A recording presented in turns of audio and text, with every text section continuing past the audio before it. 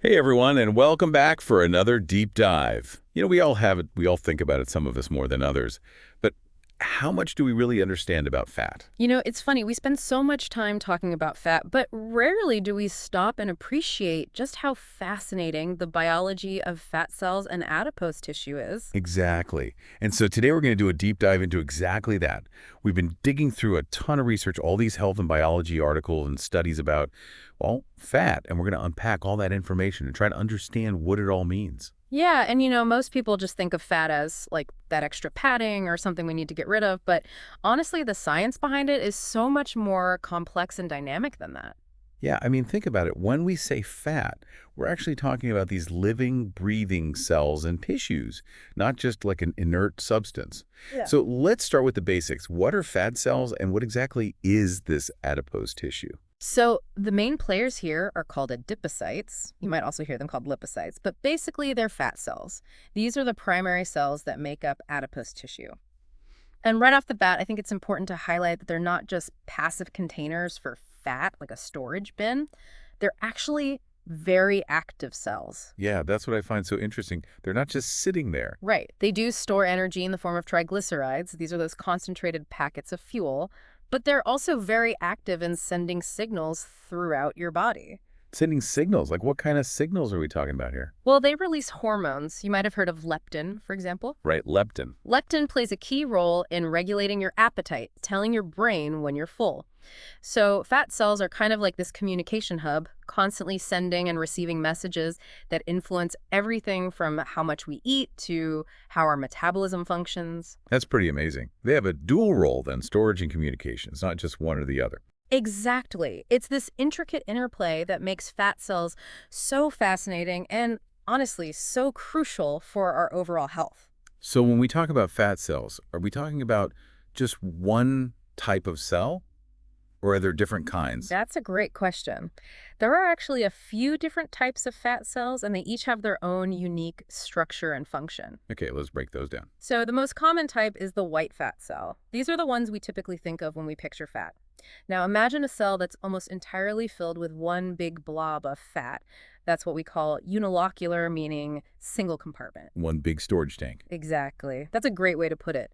This blob is mainly made up of those triglycerides we talked about, and it takes up so much space that the rest of the cells inside the cytoplasm is just a thin layer around the edge.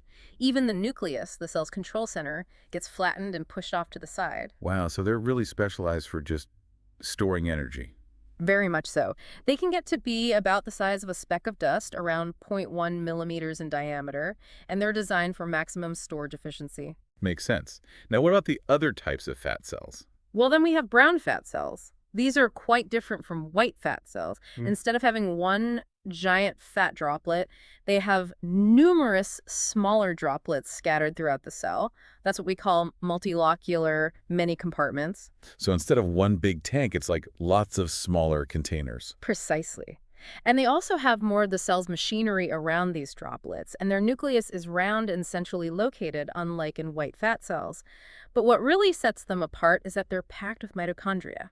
Ah, mitochondria, the powerhouses of the cell. Exactly. And these mitochondria are what give brown fat its characteristic color. More importantly, though, they're crucial for brown fat's unique ability to rapidly turn energy into heat. Heat. So it's not just storing energy, it's actually generating heat. Right. It's called non-shivering thermogenesis, and it's particularly important for babies who can't shiver to stay warm yet. But here's the really interesting part. Adults still have brown fat, too. Really? I thought that was just a baby thing. It's mostly found in areas around the kidneys, the aorta, the neck, and the mediastinum, but it's definitely there, and scientists are very interested in its potential for burning calories and helping manage weight. So brown fat is like this internal furnace that can help us burn off excess energy. In a way, yes. It's definitely a hot topic in research these days, no pun intended. Okay, I'll allow it. Now, you also mentioned beige fat cells. What are those all about? Beige fat cells are kind of like the middle child of the fat cell family. Sometimes they're called bright cells, which stands for brown and white. They're found scattered within white adipose tissue, and they have characteristics of both white and brown fat. So they're like a hybrid. Exactly. Like brown fat, they can store energy in multiple small droplets. But what's really cool is that they also have the ability to activate the heat-generating machinery of brown fat through a process we call browning or beiging. So they can kind of switch back and forth. Exactly. And this switch can be flipped by a number of things, including exposure to cold, changes in diet, and exercise. So they have this incredible flexibility that might allow them to help us burn more energy and protect against weight gain. Wow, that's fascinating. It's like they can adapt to what the body needs. Exactly. And that adaptability makes them a very exciting target for research into obesity and metabolic health. Now, you also mentioned marrow fat cells. I don't think I've ever heard of those before. Marrow fat cells are the least understood of the bunch. They reside within the bone marrow, and structurally, they look more like white fat cells. They're unilocular, with that one big fat droplet. So they're mainly for storage then?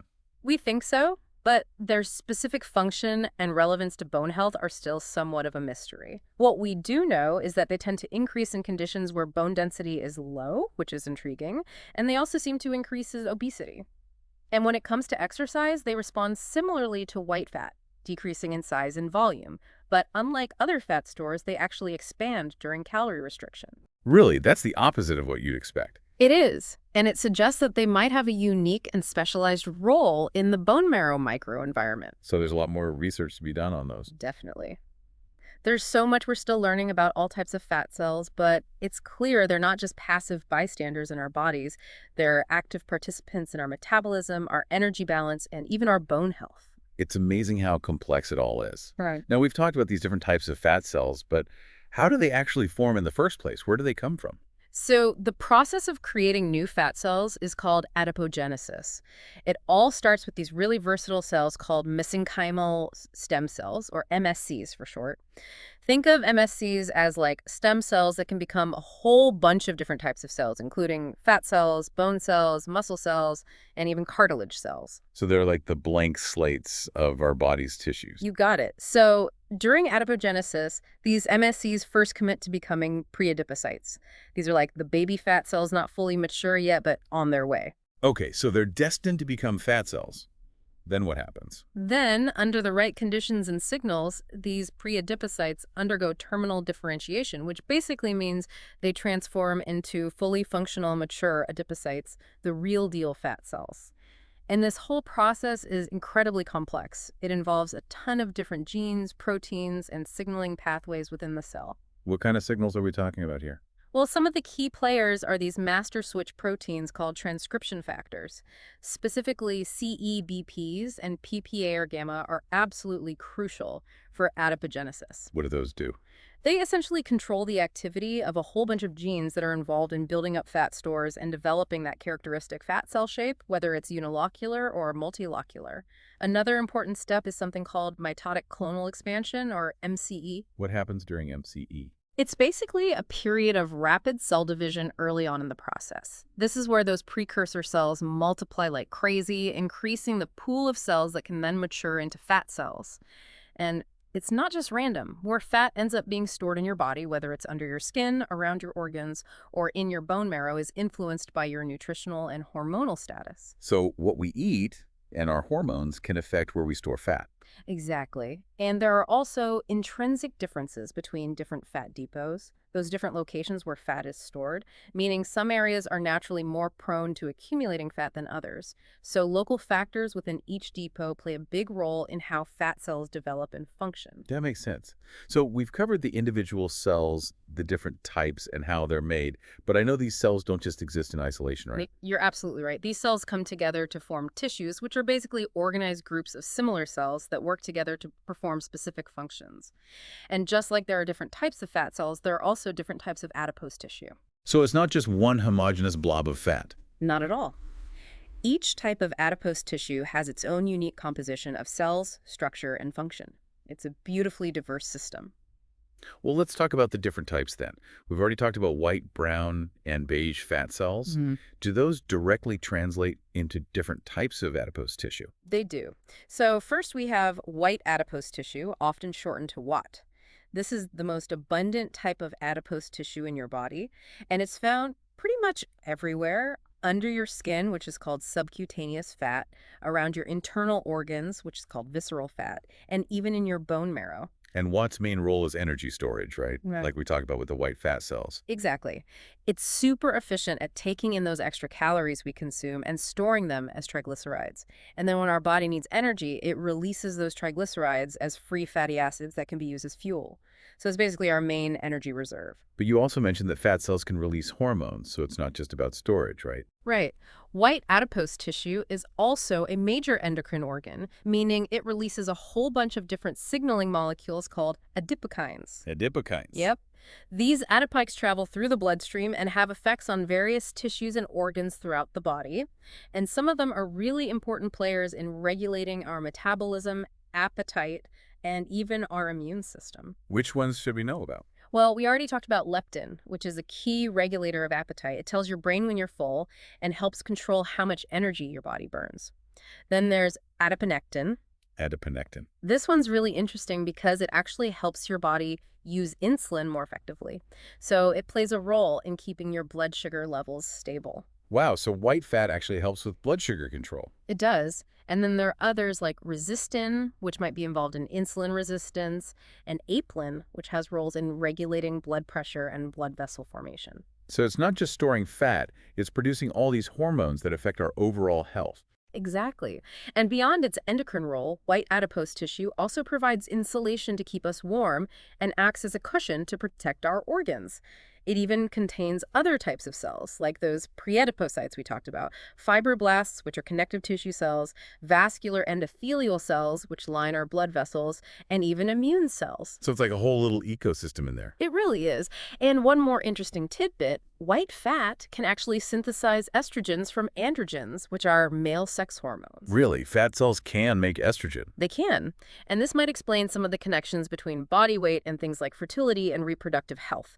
So you can see that white adipose tissue is a pretty busy place, and when it's not functioning properly, it can have a big impact on our health. Definitely not just an inert storage depot. Now, what about brown adipose tissue, or BAT? We talked about brown fat cells generating heat. What about the tissue as a whole? So brown adipose tissue, or BAT, is all about generating heat. It's primarily composed of those multilocular adipocytes that are packed with mitochondria, those powerhouses of the cell that give BAT its brown color. And remember, those mitochondria have that special protein, UCP1. Exactly, uncoupling protein 1. This protein is what allows BAT to essentially short-circuit the normal process of energy production in the mitochondria. Short circuit, what do you mean by that? Normally, mitochondria use energy from food to create ATP, which is the main energy currency of our cells. But in BAT, UCP1 allows those mitochondria to release energy as heat instead of producing ATP. So it's like a controlled energy leak. Precisely. And that's what makes brown fat so effective at generating heat, especially when we're exposed to cold temperatures. Now, while babies have a lot more BAT than adults, adults still have some, particularly in those areas we talked about earlier. Around the kidneys, neck, and upper chest. Right. And researchers are super excited about the potential for BAT to burn calories and help with weight management in adults. They're exploring ways to increase the amount of BAT we have or to activate the BAT we already have to boost our metabolism and potentially combat obesity. That's really interesting. So instead of trying to get rid of fat, maybe we should be trying to make more of the right kind of fat. Exactly. It's a paradigm shift in how we think about fat. Okay. And then there's beige adipose tissue, or Yeah. BEAT. How does that work as a tissue? Beige adipose tissue is really fascinating because it demonstrates the incredible plasticity of our bodies. It's found within white adipose tissue depots, those areas where we typically store white fat. So it's mixed in with the white fat. Exactly. But what sets beige adipose tissue apart is its ability to adapt and change its function in response to certain stimuli. It can essentially switch from acting like white fat, storing energy, to acting more like brown fat, burning energy to generate heat. So it can kind of shift its identity. In a way, yes. And this transformation is driven by a process called beiging or browning, where beige fat cells start to develop more mitochondria, increase their expression of UCP1, and take on the characteristics of brown fat cells. And this beiging process can be induced by a number of things, including exposure to cold, exercise, certain hormones, and even some drugs. Wow, so we can actually influence how much beige fat we have. To some extent, yes, and this is why beige fat is so exciting for researchers. It offers a potential target for therapies aimed at increasing energy expenditure and combating obesity. It's like our own internal metabolic switch. Now, we've talked a lot about WAT, BAT, and BEAT, but What about marrow adipose tissue, or MAT? We know it's in our bones, but what's its role as a tissue? Honestly, MAT is still a bit of an enigma. It's located within the bone marrow, and it seems to expand in conditions like low bone density and obesity. And while it responds to exercise similarly to Watt shrinking in size, it actually increases during calorie restriction. That's so weird. It goes against what we'd expect. I know, right? And it suggests that MAT might have unique functions within the bone marrow microenvironment, potentially related to regulating bone cell activity or even influencing the production of blood cells. So there's still a lot to learn about MAT. Absolutely. But it just highlights the incredible complexity of fat tissue and how much we're still discovering about its roles in our bodies. It's not just one thing. It's a whole network of different tissues with different functions. Exactly. And to understand how these tissues function, we need to delve into the biological mechanisms that govern their activity. Let's do it. What are the key processes that control how these fat cells and tissues operate? Well, we can broadly group these processes into three main categories: adipogenesis, lipogenesis, and lipolysis. Okay, let's break those down one by one. We already talked about adipogenesis, which is the creation of new fat cells. But can we go into a little more detail about how that process works? Absolutely. Remember those mesenchymal stem cells, or MSCs, that we talked about? The ones that can become all sorts of different cells. Right. So, during adipogenesis, those MSCs first commit to becoming preadipocytes, those baby fat cells that are destined to become mature adipocytes. And then, under the right conditions, those preadipocytes undergo terminal differentiation, where they transform into fully functional fat cells. Now, this whole process is really tightly regulated by a complex network of signaling pathways within the cells. What kind of signals are involved? Well, one important pathway is insulin signaling. Insulin is a hormone that plays a key role in regulating blood sugar levels, and it also has a big influence on adipogenesis.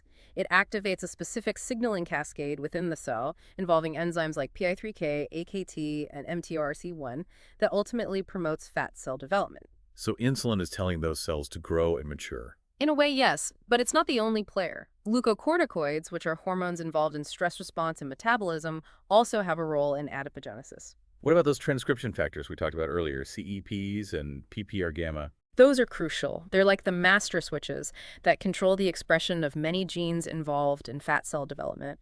They make sure the cell produces all the right proteins and enzymes needed to become a fully functional fat cell. And then there's AMPK, which is like the cell's energy sensor. It monitors the energy status of the cell and can either promote or inhibit adipogenesis depending on whether the cell has enough energy to support the growth of new fat cells. So it's like a checks and balances system to make sure we're only making new fat cells when we have the resources to do so. Exactly. And beyond those key players, there's a whole symphony of other signaling molecules and pathways that fine-tune the process, responding to various cues from both inside and outside the cell. Wow, it's incredibly complex. Now, what about lipogenesis? That's the process of actually storing fat, right? Exactly. Lipogenesis is how we convert excess energy from the food we eat into triglycerides for long-term storage in our fat cells. And this process mainly happens in the liver and adipose tissue. And what kind of fuel sources are we talking about? Well, it can be carbohydrates, fats, or even proteins if we consume more than our body needs for immediate energy. Those excess calories get converted into fatty acids, which are the building blocks of triglycerides. So if we eat too much, our body essentially turns those extra calories into fat. Right. And insulin plays a big role here, too. When we eat, our blood sugar levels rise, and that triggers the release of insulin from the pancreas. Insulin then helps glucose, the sugar from our food, get into the fat cells by increasing the number of glucose transporters, called GLUT4, on the cell surface. Once inside the fat cell, that glucose gets broken down and eventually converted into those fatty acids we talked about. So insulin is like the key that unlocks the door for glucose to get into the fat cells. Exactly. And once those fatty acids are inside, they get linked together with glycerol to form triglycerides, those fat molecules that get stored in the big droplet within white fat cells. And insulin actually stimulates the activity of enzymes involved in making those fatty acids, like ACC and FAS, further promoting fat storage. So insulin is really driving that fat storage process. Very much so. And it also regulates the activity of those transcription factors we talked about. SREBP1C and PPR-gamma, which control the expression of genes involved in lipogenesis. So it's influencing things at multiple levels. Absolutely. And on the flip side, hormones like glucagon and catecholamines, which are released during stress or exercise, generally inhibit lipogenesis, shifting the balance towards energy release rather than storage. It's all about maintaining that delicate balance between storing energy when we have an excess and releasing it when we need it. It's amazing how our body can switch between these modes depending on what we're doing and what we're eating.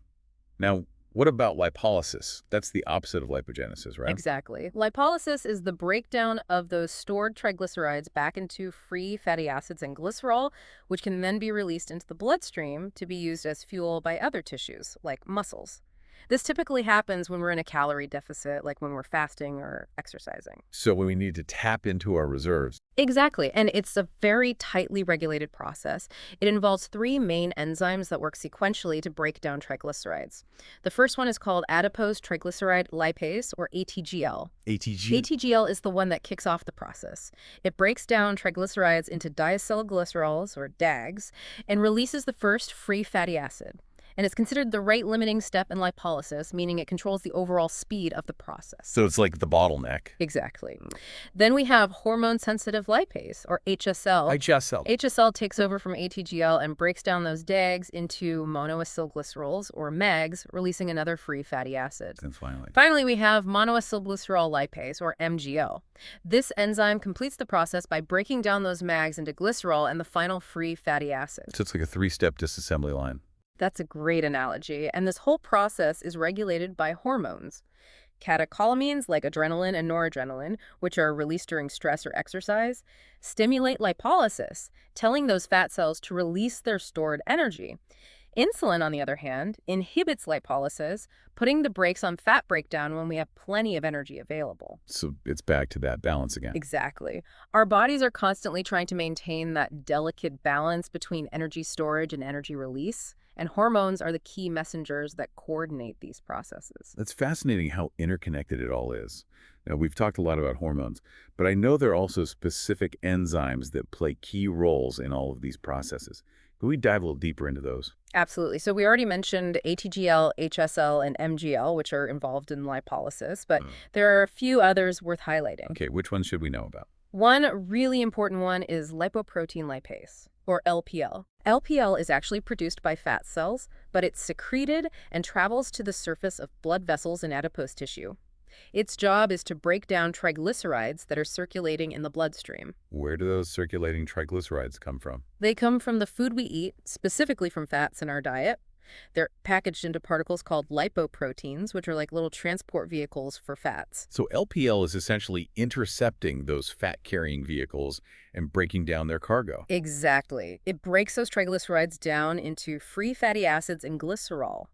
Those free fatty acids can then be taken up by the fat cells and reassembled into triglycerides for storage. So it's helping us store dietary fat. It is. And guess what? Insulin actually stimulates the release of LPL, further promoting fat uptake when we have plenty of energy available. So insulin is not only helping glucose get into fat cells, but also helping them grab circulating fat. Precisely. It's a key player in coordinating energy storage. Makes sense.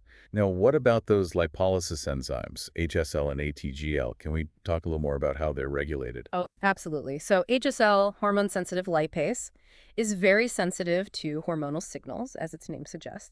Catecholamines, those stress and exercise hormones, stimulate HSL activity by activating a signaling pathway that involves cyclic AMP, or KMP. KMP, right. This KMP then activates another enzyme called protein kinase A, or PKA, which ultimately leads to the phosphorylation and activation of HSL. Phosphorylation. Basically, it's like attaching a little chemical tag to the enzyme that flips it on.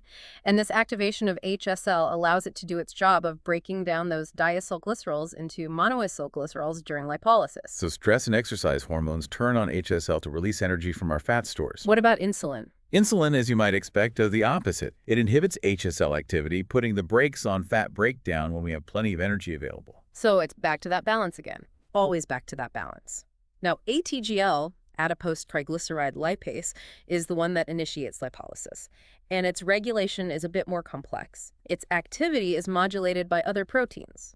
For example, a protein called CGI58 acts as a coactivator, meaning it enhances ATGL's activity. So it helps it work better. Exactly. But then there's another protein called G0S2 that inhibits ATGL activity. So it puts the brakes on it. Right. And this interplay between activators and inhibitors helps fine-tune ATGL's activity and ensure that fat breakdown is happening at the right pace. It's amazing how much control our bodies have over these processes. Now, it seems like the physical characteristics of the fat cells themselves, like their size and shape, would also play a role in how well they function. You are absolutely right. The size and shape of fat cells have a huge impact on their function and overall health. Okay, let's start with size. I've often heard that when it comes to fat cells, bigger isn't better.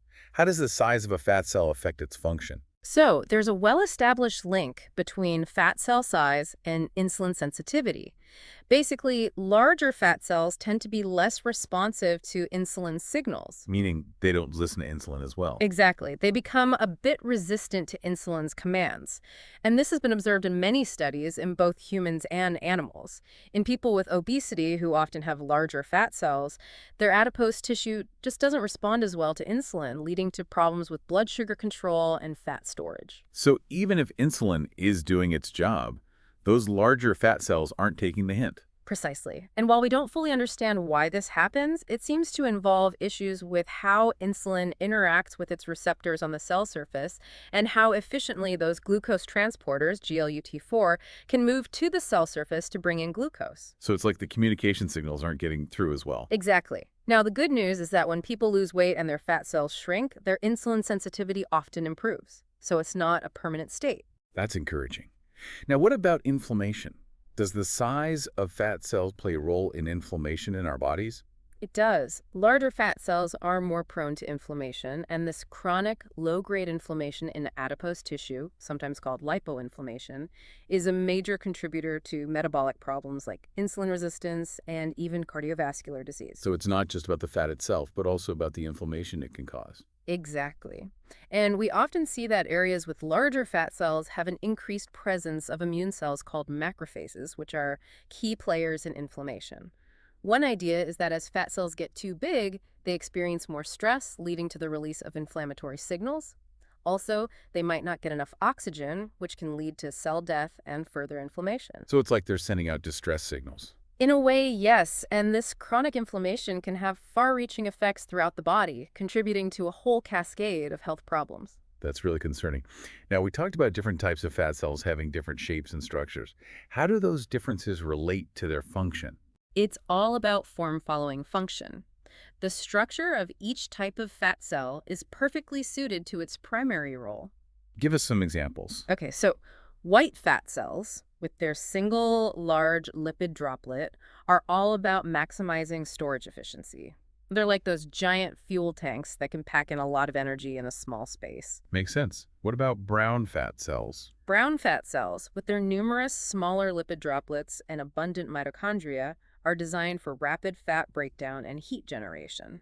Those smaller droplets provide a much larger surface area for enzymes to access and break down the fat, and those mitochondria are ready to convert that fat into heat energy. It's like having a bunch of smaller, more accessible fuel sources ready to be burned. Exactly. And then there's beige fat, which has a structure that supports its flexible role in switching between energy storage and energy burning. It's like it can adapt its structure depending on the body's needs. Precisely. And this adaptability makes beige fat a very attractive target for therapeutic interventions aimed at increasing energy expenditure and combating obesity. Now, we've talked about all these amazing functions of fat cells and adipose tissue, but what happens when things go wrong?